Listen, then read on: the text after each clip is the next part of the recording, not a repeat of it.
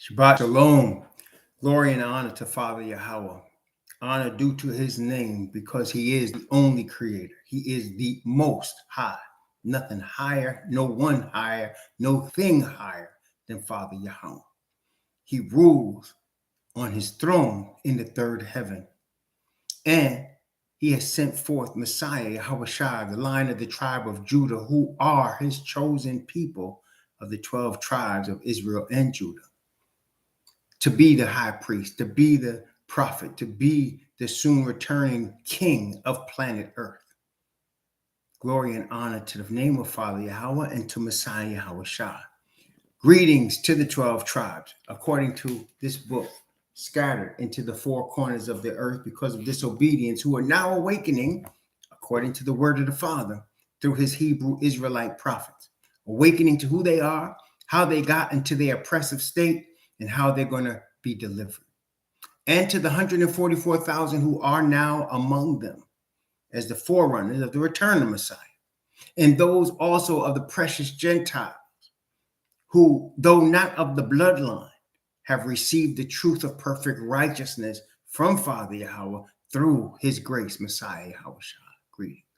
Greetings to the chat, Brother Gary Joseph, Brother Naviska and his family, Yakoba Ban Israel, Only One Way, Manny, Brother Chaplain Lewis, Brother David Harriet, Nasia Wade, Yah Free, Brother Mark out of Ireland, and Diamond Holdings, Akawan Ban Yah, and Brother Castle King Ruel, Stephen Kelly, Superstar, Sister Azariah, and all the rest. Greetings to all of you. Shabbat Shalom to all of you. Now, we're continuing our study in Daniel, and this is a very important. All of the chapters we saw so far are important and prophetic with regard to the state and the movements and the development of us, the last day people, the last generation. We are, brethren, make no mistake about it, the final generation of Babylon. We're the final generation of Babylon. We are the final generation of Hebrews under oppression in Babylon, soon to be delivered by Messiah from the orders and commands of Father Yahweh.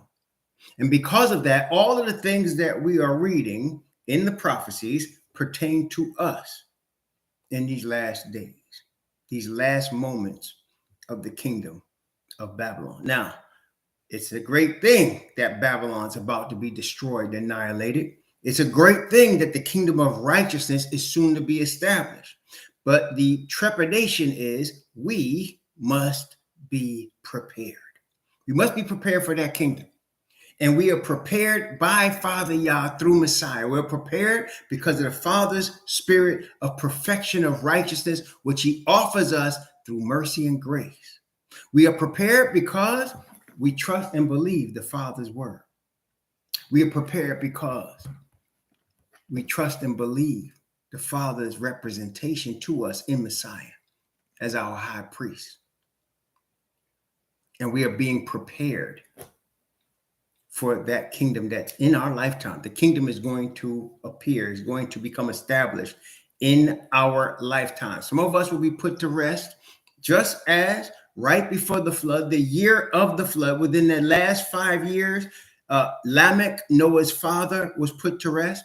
And the year of the flood, Methuselah, Noah's grandfather, was put to rest. So there'll be people who believe in the kingdom, who have been faithful to the Most High, but because of the wisdom of the Most High, he will allow them to rest in their graves until this is all done. And when they awaken in the first resurrection, they will see the Father, Messiah, the redeemed, and the kingdom being established. They will see it all. Praise the Most High. And that's soon to come.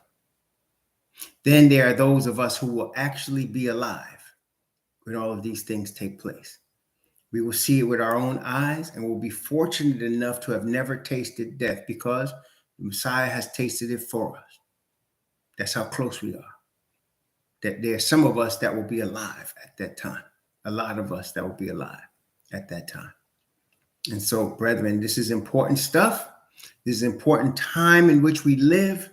And of course, like no other time, this book becomes extremely important for us. Please read your Bible. Start at Genesis and read through the Revelation. It's not about your ability to retain the knowledge. This is not the modern educational system where memorizing things helps you pass tests. This is a spiritual exercise whereby you study in this book, the Father's Spirit prints those words in your spirit by his Spirit. And when you need it, he brings it forth from you. See, this is different. So don't get discouraged if it's hard for you to understand. Your understanding does not come by your intellectual capability. Let me say that again, because I know in this world of man being God, you have a hard time actually understanding what I just said. But the understanding of this book does not come from your intellectual capability. It does not come from that. Okay? It comes from your receiving of your Father's Spirit. In fact, let's take note of that from Proverbs chapter 1, verse 23. Proverbs chapter 1, verse 23. I'm going to read from Proverbs chapter 1, verse 23. Notice what it says. Turn you at my reproof. That is the Father saying, turn at his reproof. That means repent. That's what he's saying. Turn you at my reproof. Behold, I will pour out my spirit unto you. I will make known my words unto you. So he's saying, repent of your sin, and I'll put my spirit on you, and I'll make known to you my words. That's more than just reading it, brethren. That's the Father giving you understanding. See, it's not according to your intellectual capability. Somebody gets a bachelor's degree from college, that's according to their intellectual capability. They get a master's degree from a college, that's intellectual capability, or PhD from a college, that's intellectual capability. And in the system that we're in, that's how people feel like they learn. That's why you got people worshiping science. Because they'll say, what does the science say? Because that's man trying to be God and go by his intellectual capability. This is not like that. This is not related to that. When you read this word, when you repent of your sin and you ask the Father for his spirit, it's he that is giving you knowledge. Turn you at my reproof. Behold, I will pour out my spirit unto you. I will make known my words unto you. Chapter 3 of the same, Proverbs chapter 3, which we always repeat on baptisms, as those of us that have been baptized know from the ministry of the raw Hebrew. We know Proverbs chapter 3, verses 5, 6. Proverbs chapter 3, verses 5 and 6. Trust in Yahweh with all thine heart, and lean not to thy own understanding. Brethren, it takes us a long time. We're in Babylon. Man is God in Babylon, and we're used to depending on our own understanding. But the Bible is saying here, trust in Yahweh, the unseen one, the one who is the creator of all things. Trust in Yahweh with all thy heart. Lean not to your own understanding. In all thy ways, acknowledge him. Don't do anything you think is right because you think it or because you want it. In all thy ways, acknowledge him. And if you do that, and he shall direct thy paths. See, has nothing to do with man as God. And see, that's difficult for us, even when we start to think we understand it, because we're in a world, we're in a system that man is God. That's the system you in, brethren. That system all of us was raised in. Man as God.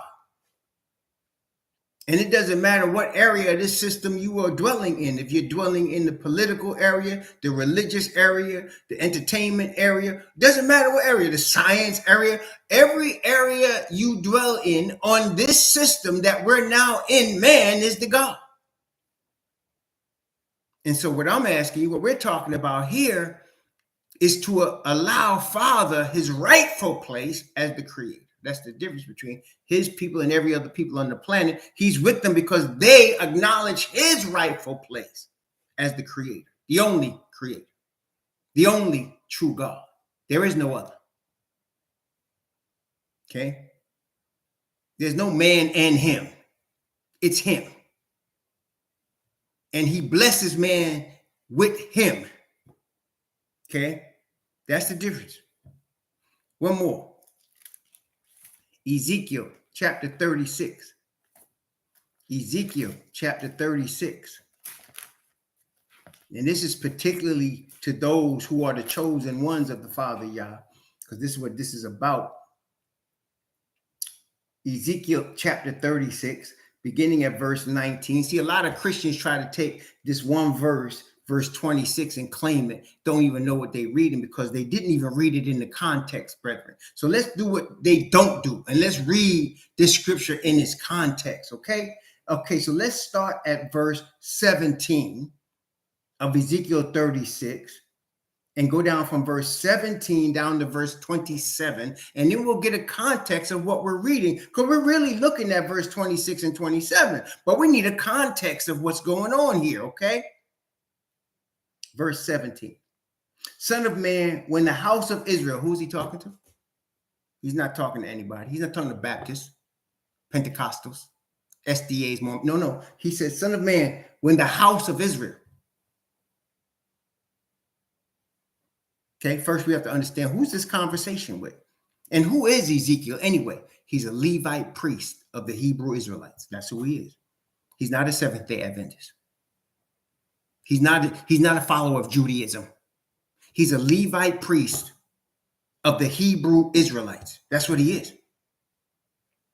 Son of man, when the house of Israel dwelt in their own land, they defiled it by their own way and by their doings. Their way was before me as the uncleanness of a removed woman. He said the way of Israel was as nasty as blood coming out of a woman. Wherefore I poured out my fury upon them for the blood that they had shed upon the land and for their idols wherewith they had polluted it. And I scattered them among the heathen, and they were dispersed through the countries according to their way, according to their doings, I judged them. So he's saying the true Hebrew Israelite people were dispersed, scattered among the countries. And when they entered unto the heathen, whither they went, they profaned my holy name. When they said to them, these are the people of Yahweh and are gone forth out of his land. You see, the heathen knew who we were when they snatched us and put us in slavery. They knew exactly who we were. Okay. Verse 21. But I had pity for my holy name, which the house of Israel had profaned among the heathen whither they went. Therefore say unto the house of Israel, thus saith the Most High Yahweh, I do not this for your sakes, O house of Israel, but for my holy name's sake, which ye have profaned among the heathen whither ye went. I will sanctify my great name, which is profaned among the heathen, which ye have profaned in the midst of them. And the heathen shall know that I am Yahweh, said the Most High Yahweh, when I shall be sanctified in you before their eyes. For I will take you from among the heathen and gather you out of all countries and will bring you into your own land. Then will I sprinkle clean water upon you, and ye shall be clean. From all your filthiness and from all your idols will I cleanse you. No more man is God. A new heart also will I give you, you Israelites. And a new spirit will I put within you. And I will take away the stony heart out of your flesh, and I will give you a heart of flesh. Who's he talking to? The scattered children of Israel is who is he talking to. He's not talking to Baptists. He's not talking to Church of England and Anglican Church. He said, Israel. That is the bloodline of Jacob. Those are Israel. Only the bloodline of Jacob. Not the bloodline of Esau. Not the bloodline of Ishmael. Those are not Jacob. Those are not Hebrew Israelites. Only the bloodline of Jacob. That's what Ezekiel was. That's what all the prophets of the Bible are. Bloodline of Jacob. Moses wrote the first 5 books of the Bible. Bloodline of Jacob. That's who he's talking to. Not bloodline of Yafet, not Ashkenaz, bloodline of Jacob. Okay? A new heart also will I give you, and a new spirit will I put within you. And I will take away the stony heart out of your flesh, and I will give you a heart of flesh, and I will put my spirit within you, and cause you to walk in my statutes, and you shall keep my judgments and do them. Christians never read that verse 27, though. They only read verse 26. They take one verse and put it on an island, and then make a whole denominations, whole doctrines out of it. I will put my spirit within you and cause you, my spirit will cause you to walk in my statutes, and ye shall keep my judgments and do them. We can only be obedient to the Father if he calls us to himself and we turn at his reproof. We can only bring obedience to the Father by his spirit. That's the only way we could do it. That's why I say, when you read his word, it's a spiritual exercise. It is not according to your intellectual capability, your God-manness. It's not that.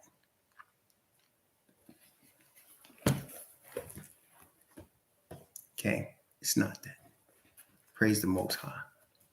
So we have been studying Daniel, and we're seeing now the thing is about worship, and you're going to see more and more. Again, because we know that there's a spiritual war. We wrestle not against flesh and blood, the word tells us, but against principalities. That is a system. Against powers, against the rulers of the darkness of this planet, against spiritual wickedness in high places. The war of the spirit, brethren, is way more destructive, powerful, ongoing than any war in the flesh.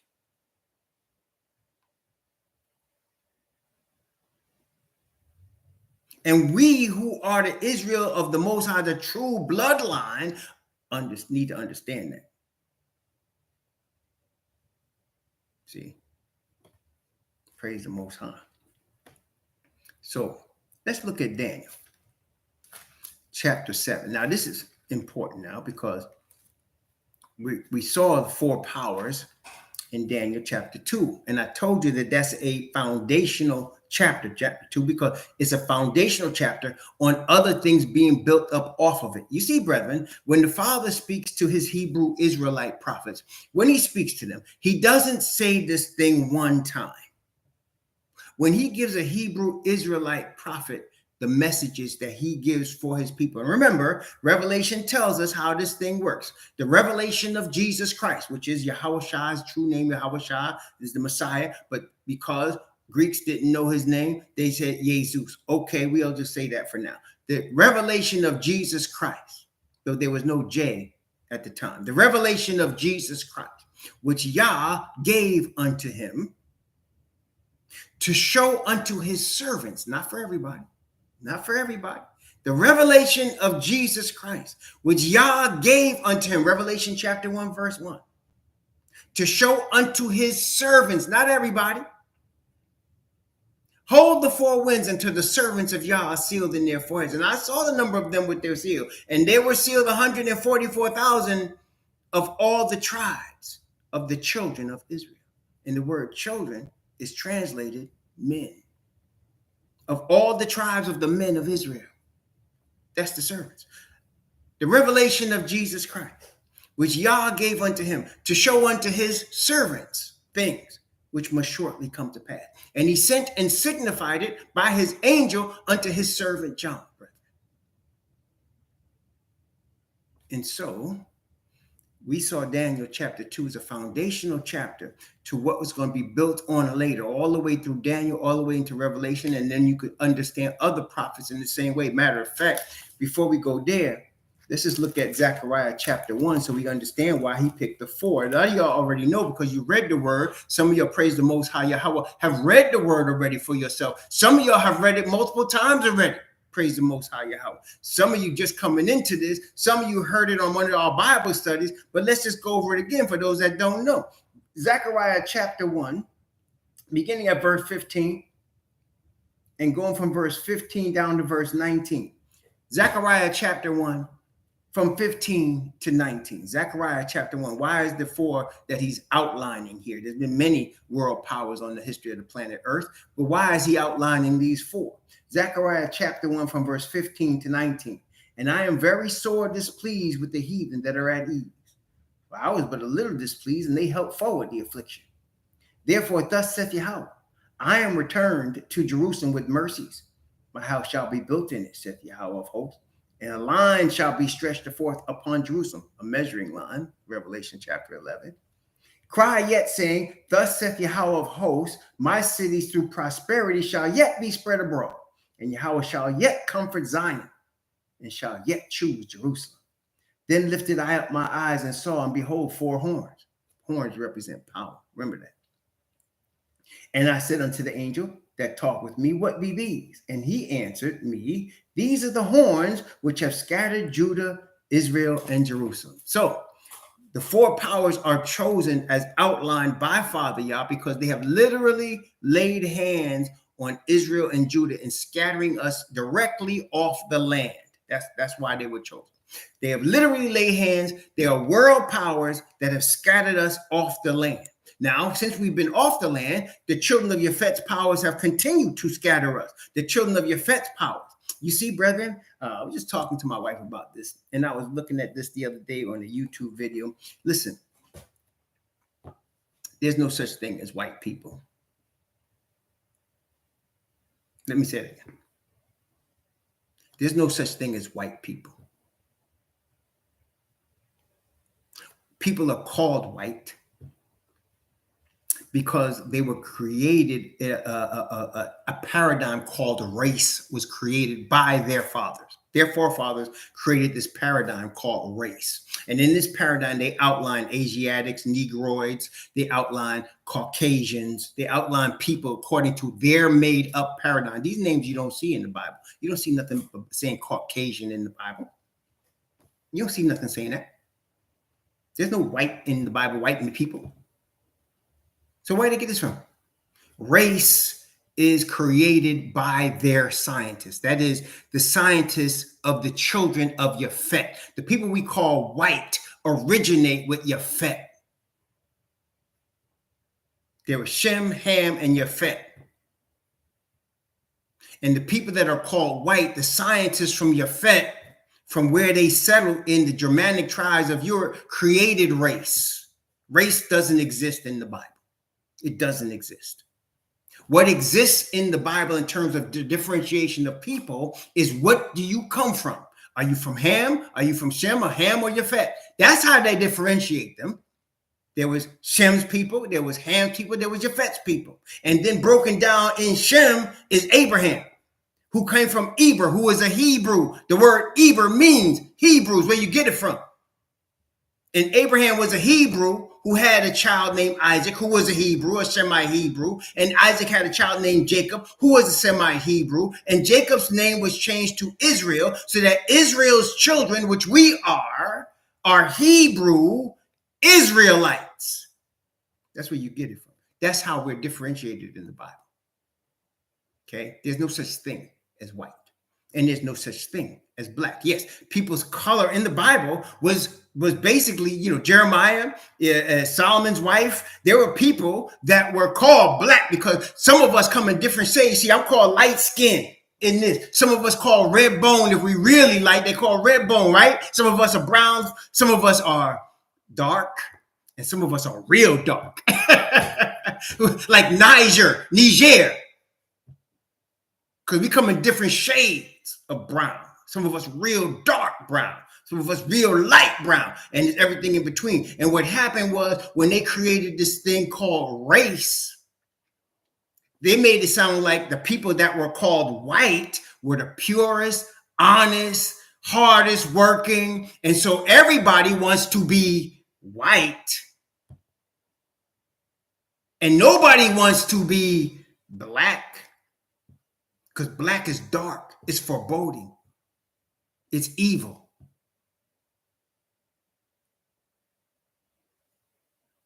All of that is man.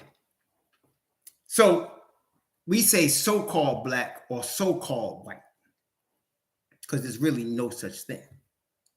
And when I'm talking about the so-called black man, the descendant of a slave, I'm going to call him a Hebrew, whether he recognizes himself as a Hebrew or not. Because among the Hebrews in this day and age, they're basically two classes. They're the awakened Hebrews who are awakening to who they are, and then there's the unawakened Hebrews who are not awakened to who they are and maybe don't even care to be. And then there are the children of Japhet.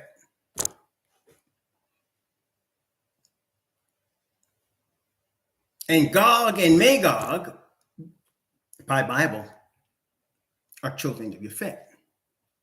Gog and Magog. By the Bible, Genesis chapter 5. Show us. Genesis chapter 10, sorry. Show us 1 through 5. Children of Japhet. Those are the so-called white people. That's Gog and Magog. Now, you read your Bible even a little bit, you can see the position of Gog and Magog with relation to the Most High. They're not exactly friends. Okay? And that's why they created a white Jesus, because they want something in their image. Okay? They wanted something. They didn't want something according to the Most High's word. They wanted something because, in Babylon, man is God. Right? So they needed something in the image of them. Just like Nebuchadnezzar made an image of gold in his image. You understand? Because he is the God. He was the God of Babylon. So he said, hey, I'm going to make an image of gold. Forget all them other metals. It's going to be in my image. Of course, he had to be spanked, right? But the children of Japhet today, they ain't spanked. They made their white Jesus in their image. They made all of their religions in their image.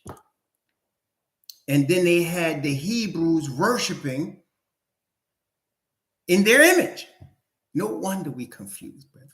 No wonder we hate ourselves. No wonder we can't even stand, as Malcolm X said, we can't even stand to be around each other. No wonder. You see, we hate ourselves. Even though we're angry at Japhet, we'll kill each other because we're afraid to touch Japhet. We're afraid of them because they are God. Y'all know I'm telling the truth. Brothers will kill each other all day long. They won't go, you won't see them going into no Caucasian neighborhood killing nobody. They're afraid of that. They'll kill their own mother before they kill a Caucasian. Because they're afraid of God. But see, what are we talking about now? We're talking about brainwashing. That's what we're talking about, isn't it? Brainwashing. Been brainwashed. That's what we're talking about. Been brainwashed to think that there's a white man and think that he is God. And we're afraid. We don't want to go against God. Right? We've been brainwashed. But that's part of the awakening. That's part of the awakening. And there is a class of Hebrews that's awakening now. And that is breaking by the Father's Spirit. Turn you at my reproof. Behold, I will pour out my spirit unto you. I will make known my words unto you. I will give you a new heart and a new spirit. I'll put my spirit within you. See, now that breaks the chain right there. That breaks the generational curse. That breaks the mind control and the brainwashing. And that, brethren, makes the enemy very upset. For you to expose him, for you to be broken, your mind to be awakened to the Creator is his worst nightmare. It ain't about the guns. It ain't about marching. It ain't about a revolution by us of ourselves and their system. No. He's very upset, very scared when you turn to your Creator, when you choose him. Very scared. And when you find out that the Messiah that they've been painting as some Caucasian man from Japhet is really a Hebrew Israelite and looks like you, that makes them very upset. And they will call you cults. They will arrest you. They will kill you. They'll do whatever. But brethren, we are at the end right now. And so we're being prepared. We're being prepared for a kingdom that's to come. Okay? Being prepared. Praise the Most High. Daniel chapter 7. Daniel chapter 7. beginning at verse 1 and verse 1 and 2 of Daniel chapter 7. In the first year of Belshazzar, king of Babylon, Daniel had a dream and visions of his head upon his bed. Then he wrote the dream and told the sum of the matters.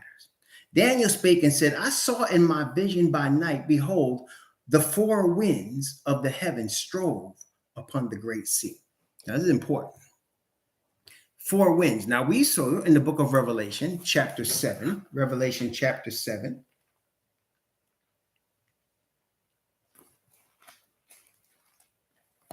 when he mentions striving, strove, that means they're fighting. Four winds are winds of destruction, of fighting. This is not the spirit of the Father.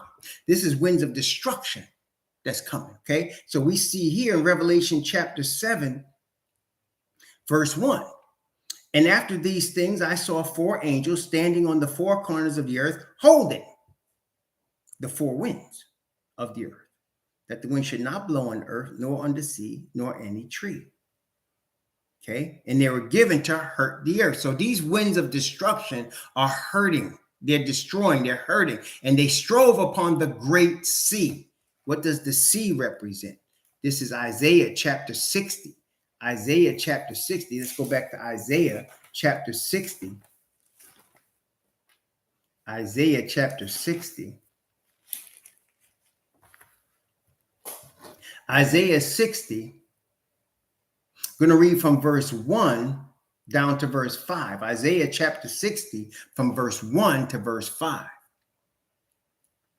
Arise, shine, for thy light is come, and the glory of Yahweh is risen upon thee. Again, we don't have to ask twice, but who's he talking to? Who is Isaiah? Well, Isaiah is a Hebrew Israelite prophet. And who is he talking about? His brethren, the Hebrew Israelites of the nation of Israel. Arise, shine, for thy light is come, and the glory of Yahweh is risen upon thee. For behold, the darkness shall cover the earth, and gross darkness the people. But Yahweh shall arise upon thee. His glory shall be seen upon thee. And the Gentiles shall come to thy light, and kings to the brightness of thy rising. He's saying, Gentiles shall come to the light of the Israelite. And the Father's glory will rise upon us. And the Gentiles come to the light, verse 4, lift up thine eyes round about and see, all they gather themselves together. They come to thee. Thy son shall come from afar, and thy daughters shall be nursed at thy side. Then thou shalt see and flow together, and thine heart shall fear and be enlarged, because the abundance of the sea shall be converted unto thee. Who is the sea? Tells you the next part. The forces of the Gentiles shall come to thee. So the sea represents the Gentiles. The Bible says also in Isaiah, the wicked are like the troubled sea when it cannot rest. That's the forces of the Gentiles, the forces of the children of Japhet. Okay? So they're going to come. Not all, a remnant, always a remnant. Even of us, we know there's a remnant, right? Revelation chapter 17, talking about the great whore. Revelation chapter 17, verse 1. Revelation 17, verse 1. Let's read verse 1, and then we'll read verse 15 for the sake of the point that we're making. Revelation chapter 17 from let's read 1 and 2 and 15. Revelation chapter 17, verse 1, 2, and 15. And there came one of the seven angels which had the seven vials, and talked with me, saying unto me, come hither. I will show unto thee the judgment of the great whore that sitteth upon many waters. So this great whore sits upon the nations of the Gentiles. Well, all the world, actually. Verse 2 tells us, with whom the kings of the earth have committed fornication, and the inhabitants of the earth have been made drunk with the wine of her fornication. So the Gentiles rule the planet right now. We know that. The children of Japhet rule the planet right now. Okay? Verse 15. And he said unto me, the waters which thou sawest where the whore sitteth are peoples and multitudes and nations in tongues. Tells you the children of Yafet run the earth. This great whore runs the children of Yafet and the earth. And all of us are under their control. We're all in Babylon right now. We begin to leave Babylon first in the spirit when we are awakened to who we are. And then people, even of the Gentiles, awaken to who we are. You start to leave Babylon. You start to understand all the man-made institutions are made for Babylon. They're made in the image of Babylon. As Nebuchadnezzar's image was made in his image, so the whore's image is in modern Babylon. And all of the religious powers are in her image. In all of the politics and the powers of politics, she's intertwined with all of them. So back to Daniel chapter 7. Now, Daniel already showed us in chapter 2 the four powers, so we know who they are. So let's go through chapter 7 and look and see what else he has to say about them. Daniel chapter 7.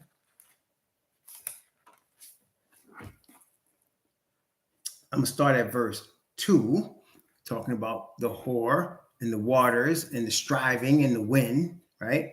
Because, brethren, every nation that's in power today, especially the 10 nations of the children of Yafet. And that's what you got. All you got to know, as far as the 10 horns that the Bible talks about, is, first of all, if you want to know who they are, you must know that they're all children of Yafet. They're all children of the Gentiles. So you want to know the 10 nations, the G10, you can know right now. They're nations controlled by the children of Yafet. So let's name them. They're official. Talking about Japan, Canada, the United States, England, Spain, France, Germany. Okay. Talking about the Netherlands, which is also Belgium. The Netherlands and Belgium actually were the same country. Did I say France already? The Netherlands and Italy. Sorry, Italy. I said France. Italy. The Netherlands and Belgium are the same country. They've been divided since then, but they are the same country. The Netherlands and the Kingdom of the Netherlands Belgium was part of that. Belgium is separated out, so they really are 11. But they even call themselves 10 for that fact that Netherlands and Belgium still, for their purposes, are together. Okay. So there you have it. There you have it. And they're all what? What do they have in common? Children of Yafet. Children of Yafet run all of them.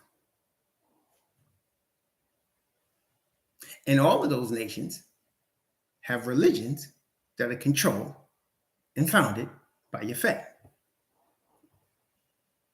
Okay? There you go. Yeah, there you go. 10 mountains are also part of the 10 nations, are also part of the literal 10 mountains that the Vatican sits on, right? So you have Vatican sitting on 10 mountains, the horse sitting on the 10 nations. Fits like a glove, doesn't it? Fits like a glove. That's how the Bible does it, though. It gives you the description of something. And when you look at the description of this thing in its fullness, there's only really one entity that can fit whatever that is, right? So you're talking about the true Hebrews, people that were on the land, scattered through the river from the rivers of Ethiopia into the four corners of the earth with chains on their necks, the bottom of the barrel economically, the bottom of the barrel in health, always oppressed, never getting ahead, came on slave ships with chains on their neck.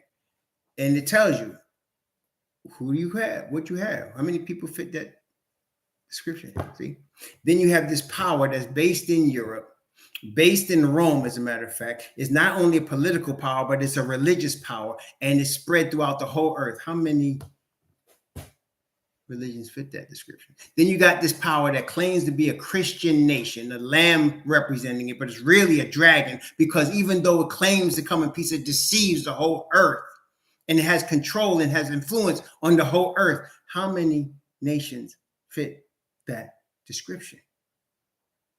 See, it tells you all of that. Exactly. You see? So that's how the Bible does it. It describes this entity, this thing, whatever it is. And then it tells you, okay, what fits that description? And then you come to the answer. Okay. But of course, you have to actually read it to understand that. Daniel chapter 7, verse 2 and 3. And Daniel spake and said, I saw in my vision by night, and behold, 4 winds of the heaven strove upon the great sea, and 4 beasts came up from the sea, diverse one from another. So you had this striving among Gentiles, and 4 beasts came up as a result of the striving among the Gentiles. Now, let's just, for the sake of what a beast is, let's look at verse 17 of Daniel chapter 7.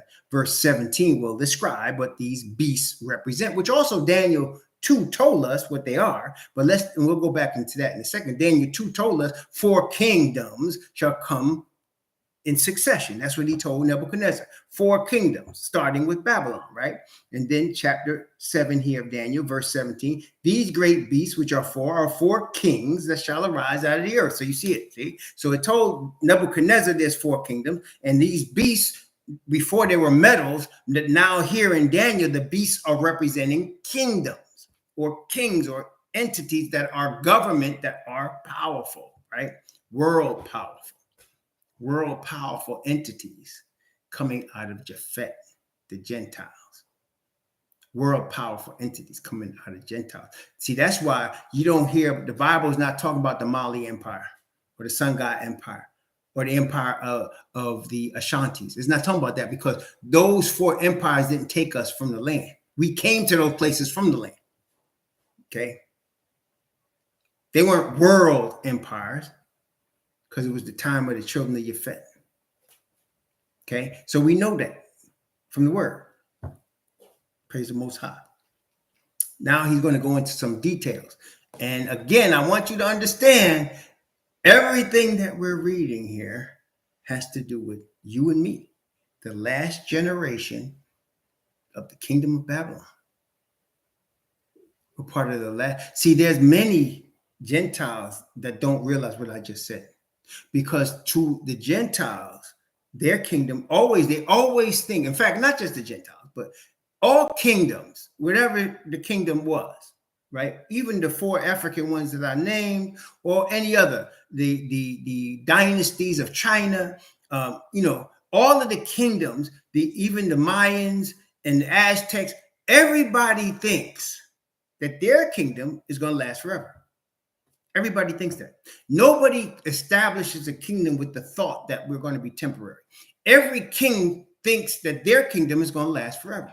And so today you have the same thing, right? So those of us that are awakened understand what Daniel said in chapter 2. His kingdom shall not be left to other people. There will be no other kingdom after Messiah's kingdom is established. His is the last kingdom that will last. In fact, he says it in chapter 2. He's going to say here in chapter 7, forever, even forever and ever, will never come to an end. But all the kingdoms of man are temporary. And so we're now in the Babylonian system. And one thing we know as awakened Hebrews, it's temporary. But because of the inhabitants of the kingdom who bought into the lies and have bought into the deception and think that man is God, they think it's going to last forever. Because the first lie that was ever told, that the Bible records, is when Satan told Eve, you shall not surely die. See, he told her, you're going to live forever. For him to say you're not going to die, you're going to live forever then, right? And then he tells her, the Yah, the Most High, he's stopping you from being a God. You can be your own God. Second lie, okay? You're going to live forever and you can be your own God. Well, brethren, in the system that we are in Babylon, those are foundational thought processes. Their system's going to last forever and they could be their own God, okay? But we who are Israelites, we understand, no, your system is temporary. Your system is getting ready to be overthrown. And the one that's coming is going to last forever. Okay? That system's going to last forever. But this one, no.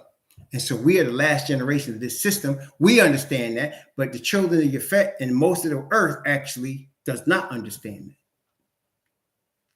Okay. Daniel chapter 7, verse 4. The first one, which we know to be Babylon, which is the head of gold, Babylon. Here we are. The first was like a lion and had eagle's wings. I beheld till the wings thereof were plucked, and it was lifted up from the earth and made to stand upon the feet as a man, and a man's heart was given to it. Why is he describing Babylon like that? Well, we know that the Bible says that the Father gave all the kingdoms of the then known world to Nebuchadnezzar. So that's why I had the eagle's wing. It took over the whole kingdom, and it took over every nation of the kingdom, all the nations, including Israel, including all of Israel's neighbors, including what we now call Africa, because there was no such thing as Africa in the Bible. It was Cush, and Mizraim of Ham. He took over that. In fact, he was from Mizraim. He's from Cush, not Mizraim. He's from Cush. That's where Nebuchadnezzar is from. Nebuchadnezzar, Cushite. Okay. And they took over all the children of Yafet. They took over all that. That was Nebuchadnezzar's kingdom. Okay. But then the wings were plucked. In other words, it settled as an institution and became a man, Belshazzar. He became a man. Remember, the Most High says, I have said, ye are gods, but ye shall die like men. Remember he said that? He said, I have said in Psalms 82, I have said, ye are gods. And then he said, but you shall die like men. In other words, you think you are God, but you're going to die like every other man. Well, that's what this one here. Belshazzar thought he was a god, started praising the gods of gold and silver, and then he died like a man. A man's heart was given to him. Then verse 5. Daniel chapter 7, verse 5. Behold, another beast, a second like a bear, and it raised up itself on one side.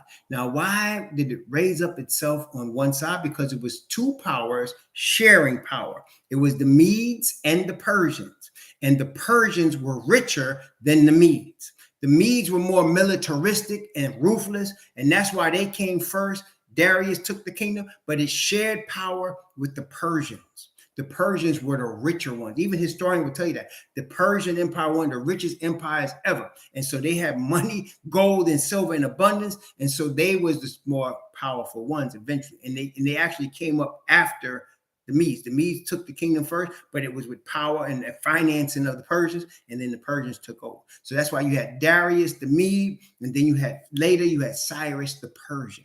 So that's why it was a bear, a powerful animal, and it raised itself up on one side, and it had 3 ribs in the mouth between the teeth. That means it killed 3 empires to take over. Okay, it killed 3 to take over. One of them was Babylon. It took over Babylon, and that's why I had 3. I can't remember the other 2 right now, but in order for it to take over, it took over Babylon and 2 other powers, and that's why it had the 3 ribs in its mouth. Okay. And they said, thus unto it, arise, devour much flesh, because it was his turn. You know what the Messiah said, right? He said, talking about us, our fathers, he said, we'll be scattered into all nations, taken into captive until the times of the Gentiles be fulfilled. And then Paul said the same thing. He said, all Israel shall be saved, and the Gentiles are grafted in until the times of the Gentiles are fulfilled. So, in other words, according to prophetic utterance, Gentiles are supposed to rule the earth right now. But they're going to come to their end until their time is fulfilled. And what is the fulfillment of the time of the Gentiles? It's the awakening of the Hebrews. Because as we have read in the word, when we awaken, Father say, okay, now I'm going to deliver you. Now I'm going to gather you together. I'm going to get you back to your land. I'm going to get you because you are now awakening. You're acknowledging your sin. You're remembering from whence you've fallen, and you're repenting, and I'm bringing you back. The awakening that we are now experiencing is the death knell of the fulfillment of the Gentiles. Okay. So at this point with the bear, though, they were in full stride. Right? They were getting too close to full stride. With the bear, he said, to rise, devour much flesh, because it was given to them. the Medes and the Persians. Then the third beast. After this I beheld, and lo, another like a leopard, which had upon the back of it 4 wings of a fowl. The beast also had 4 heads, and dominion was given to it. Now, I love to study leopards. I don't know what happened to it, but I had a DVD I copied from a National Geographic, or somebody was studying leopards. So I know a little bit about leopards. I'm not an expert on leopards, but one thing I know about a leopard is that it creeps up on its prey. It's not like the cheetah. A cheetah will sit there in the plains and watch the prey go by, and they're looking out for the weakest and slowest one. Then they turn on them jets, right? And they come after it, and they go, like they say, in 3 strides. A cheetah can go from 0 to 70 miles an hour in 3 strides. That's amazing. And if you ever see it, it's an amazing thing to watch. So that's how a cheetah operates, but a leopard is not like that. A leopard will take hours, and I mean literally hours, to slowly creep up without making a sound. And instinctively, it knows how to put itself in a position so that its scent doesn't even get picked up by the victim. Its scent is not picked up because it moves in the way that the wind is not blowing its scent, and it sneaks up. And then when it gets close enough to the victim, what usually is like a deer or could be a warthog, whatever it is, it pounces, and it pounces with a power and a speed that overwhelms the victim. And within split seconds, it's over.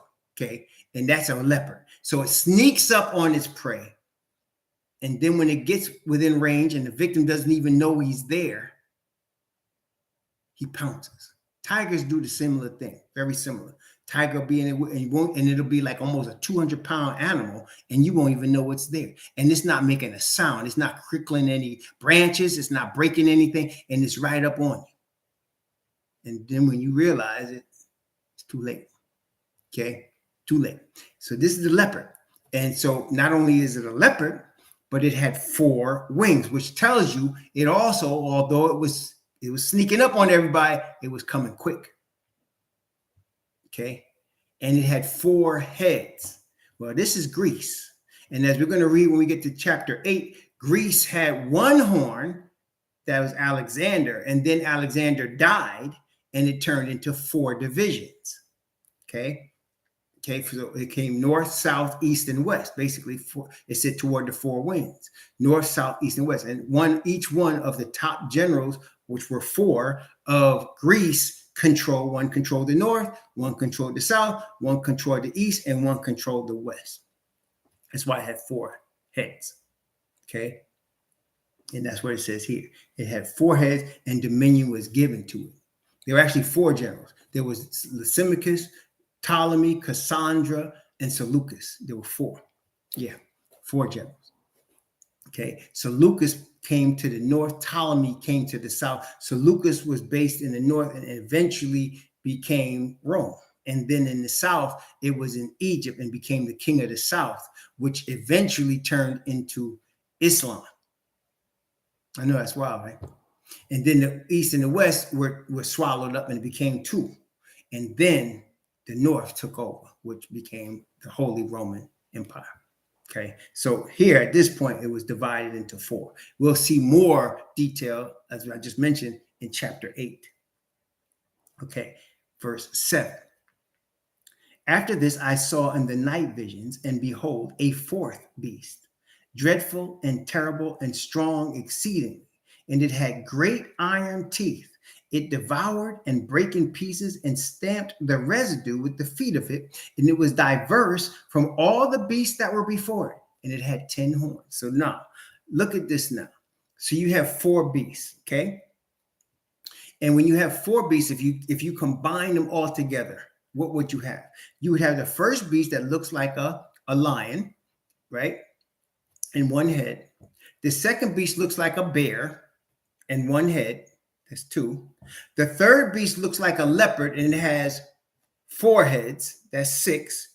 And then the 4th beast, they didn't describe it as any animal, but they just said it had 10 horns on its head. So it's 1 head and 10 horns, 7 heads and 10 horns. What does that remind you of? So this conglomeration, if I was to make a conglomeration, a corporation out of these four beasts, you would have 7 heads and 10 horns. What does that remind you of? And you have a lion, a bear, a leopard, and then you have another beast with a head with 10 horns on it. Can't be described as, well, let's take a look. Revelation chapter 13. Revelation chapter 13. Revelation 13. Revelation 13, verse 1. Revelation 13, verse 1. Revelation 13, verse 1. Let's go. Revelation 13. Let's read 1 and 2. Okay. Remember now what it's made out of. Revelation 13, verse 1 and 2. And I stood upon the sand of the sea and saw a beast rise up out of the sea, having 7 heads and 10 horns. 7 heads and 10 horns. And upon his horns, 10 crowns. And upon his heads, the name of blasphemy. And to get a little further details here, verse 2. And the beast which I saw was like unto a leopard. And his feet were as the feet of a bear. And his mouth was the mouth of a lion. So you had a leopard, a bear, and a lion. Notice it's in the opposite order. See, when we saw it in Daniel, it was the lion, the bear, and the leopard. But we're looking at it here because you know what? It's after the fact. You see the 10 horns. That's the head. That's the 4th one. Then you see the leopard, the bear, and the lion. So what we're seeing is a conglomeration of previous empires made up into the Babylonian system that we now have. And notice it had crowns on its horns. But let's go to chapter 17. And we know a whore is sitting on the beast, right? Revelation chapter 17. Notice what it says, Revelation 17. And let's see. I'm going to start at verse 3. Revelation 17, verse 3, and let's read from verse 3 to 5. Revelation 17, 3 to 5, okay?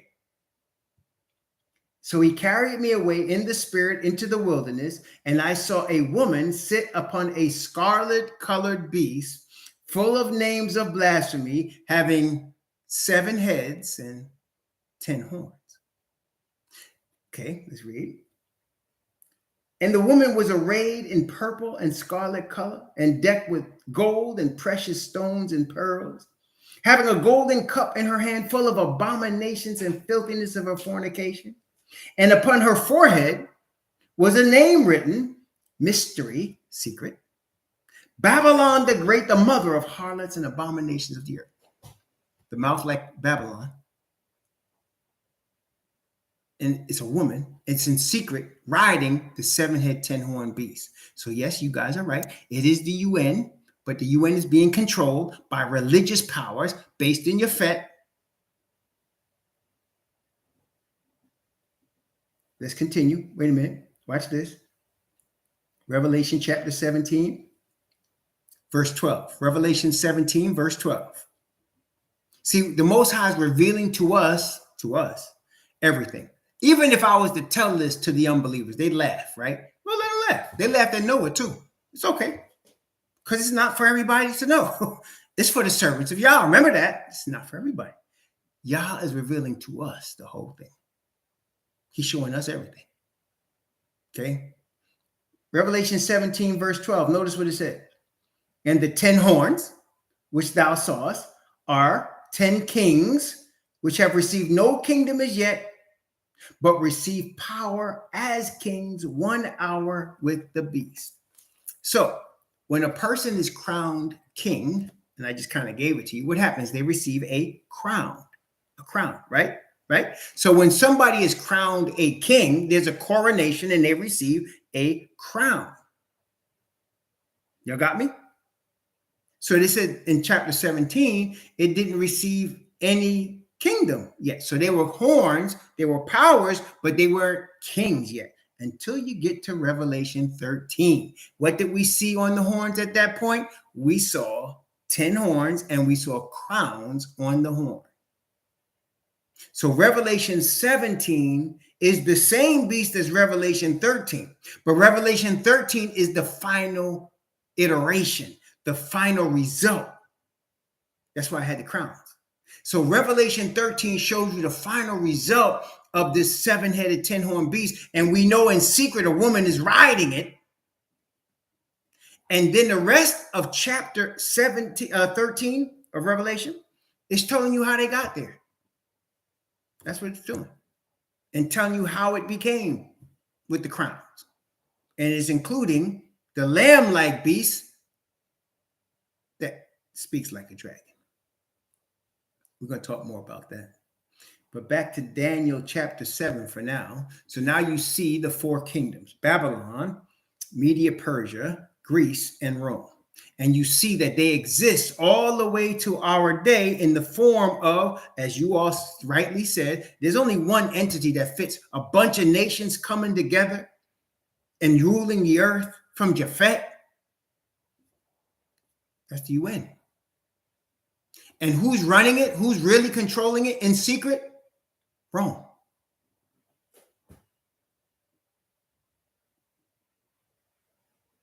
Okay. There you go. We're going to read some more. I'm going to take a break now because I gave you a lot. We're going to come back in about 45 minutes, about 1:15 today. We're going to come back about 1:15 and we're going to go over the rest of it. But I just wanted to give you all that to start off. There's a lot of more. I'm not even trying, I'm not fronting, I'm not hyping. I'm just telling you, there's a lot of more. You already caught a lot, but there's a lot of more. For those of you who can't make it back, may the Most High bless you and keep you. May he cause his face to shine upon you and be gracious unto you.